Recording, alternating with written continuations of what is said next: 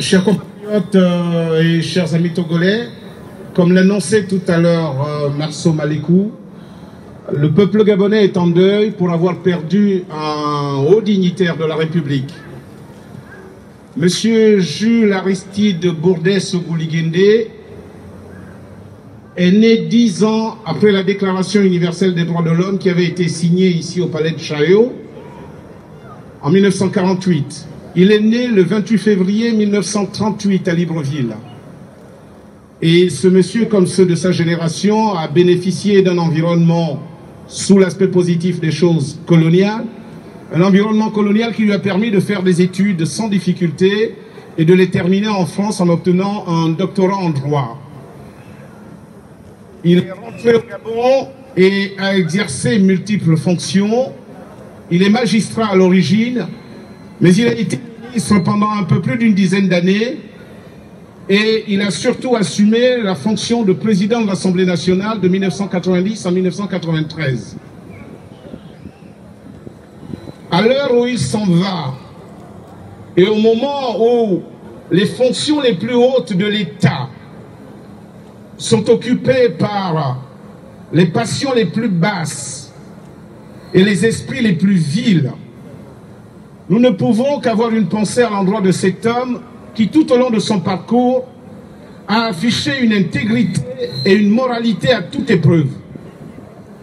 Son parcours l'a prouvé et il me revient à l'esprit un échange qu'il avait eu à l'occasion de ce qui avait été désigné à l'époque comme étant les dossiers de la RTG, où l'on passait au crible l'action gouvernementale. Le journaliste de service avait déclaré face à M. Sogouli-Nguindé: nous avons fouillé, nous avons cherché, nous n'avons rien trouvé, M. Sogouli-Nguindé, vous êtes fort. Cette déclaration portait un message qui dénonçait en fait en contrepartie les détournements de deniers qui avaient été opérés par nombre de ses collègues au gouvernement à l'époque. Et il ne lui a jamais été reproché d'avoir piqué des sous dans les caisses de l'État.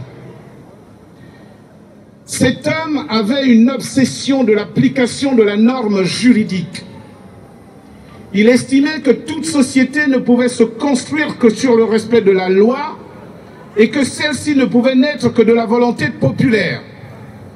Autrement dit, la construction de la société gabonaise qui aurait été son obsession ne pouvait se faire que si l'on respectait le choix du peuple.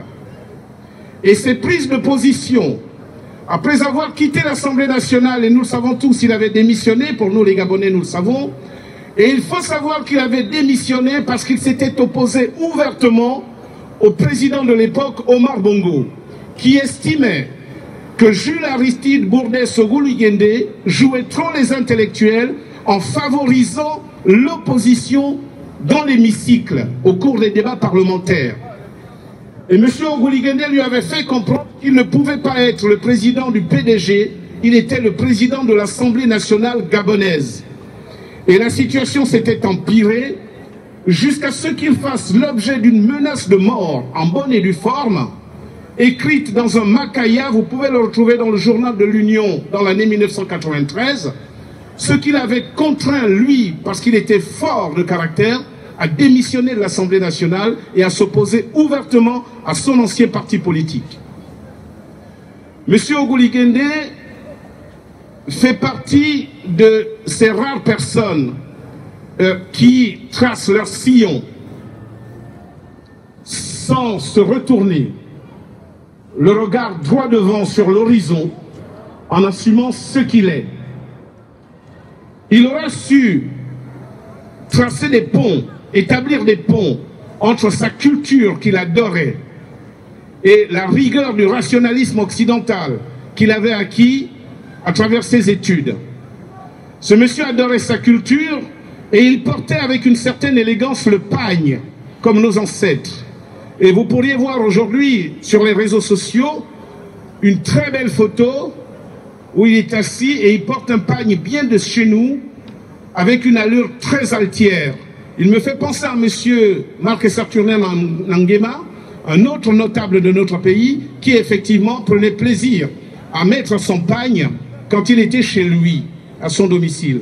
Et donc cet homme était capable aussi bien de porter le pagne et le costume avec la même élégance. Et il était aussi bien rigoureux dans la pratique des rites ancestraux que dans l'application du droit quand il occupait des fonctions dans les différents espaces de la société publique gabonaise. On m'a fait parvenir hier un exemplaire du journal L'Union où un obscur baron de cet indigne régime lui rend un hommage et dans lequel justement, en des propos quasi identiques à ceux que je viens d'évoquer, exprime toute sa gratitude et la grandeur d'esprit de M. Jules Aristide Bourdès Oguligende dans l'efficacité et la rigueur qu'il mettait dans l'exercice de ses fonctions. Eh bien, si ces messieurs avaient fait l'effort de se comporter comme M. Oguligende, le Gabon ne serait pas dans l'état où il se trouve aujourd'hui. Voilà l'hommage du vice à la vertu. Je voudrais partager avec vous, et ceci n'est pas un éloge, l'éloge on le réserve à ceux qui sont au pays, ceux qui sont au Gabon. Je voudrais partager avec vous quelques souvenirs. C'est un hommage, c'est une reconnaissance. C'est la dimension de l'homme qui m'interpelle. M. Oguligende a toujours été prompt à s'engager partout où l'on proposait une solution pour amener le pays à sortir de la médiocrité. Et en 1993, mes amis et moi, nous appartenions à un groupe que nous appelions le Paris. Nous avons organisé un repas, nous avons réuni l'ensemble des politiques gabonais à mon domicile, au quartier à Québéville, au Pipermint. Monsieur Limbumba, qui se trouve actuellement en France, et qui à l'époque, quelques temps avant, avait fait l'objet d'une tentative d'assassinat et était venu se faire opérer ici en France, venait de rentrer sur le territoire national. Nous l'avions invité. Avait pris part à ce repas M. Mba Abessolo. M. Jules Aristide Bourdès Oguligende, il fut l'un des premiers à accepter, à venir à ce repas. Il y avait énormément de réticences. Le recteur Nzoingema, il est décédé. M. Oyonaba, tous ces responsables politiques avaient accepté de venir et nous évoquions pour la première fois la possibilité de convenir d'une candidature unique à l'élection présidentielle de 1993. Malheureusement, nous n'avions pas réussi. Et cela avait affecté M. Oguligende, qui était prêt à se désister si et seulement si les autres s'accordaient pour laisser un seul candidat face à Omar Bongo. Ce qui veut dire que déjà à cette époque-là, alors qu'il venait de quitter le PDG, alors qu'il était encore très sollicité par le pouvoir en place, il avait décidé de tourner le dos définitivement à la médiocrité et s'était inscrit dans la logique de contribuer à faire émerger le Gabon. À l'heure où il s'en va, à l'heure où il traverse la rivière, il me vient à l'esprit la nécessité d'évoquer tous ceux qui sont partis avant lui dans des conditions assez particulières et parfois violentes pour avoir tout simplement pensé qu'il pouvait apporter quelque chose à notre pays, qu'il pouvait améliorer la situation du Gabon. Et je pense tout de suite en Bas-Germain, dont on n'a jamais retrouvé le corps. Je pense tout de suite à Piero Fanginoveni, qui a été assassiné ici en Europe. Je pense au capitaine Manza Ngokuta, qui a été exécuté à Orlando. Je pense à Joseph Njambe, évidemment. Mais je pense à d'autres personnes ici, aussi comme les responsables du premier Morena, qui sont passés par la case prison et qui ont été affaiblis à l'époque, et qui sont morts de leur mort, que l'on dit naturelle, mais Dieu seul sait si ce n'était pas les conséquences de la prison. Je pense à Oyonaba, je pense au recteur Nzongema, je pense à l'abbé Noël Ngoua. Je pense à tous ces jeunes qui ont été fauchés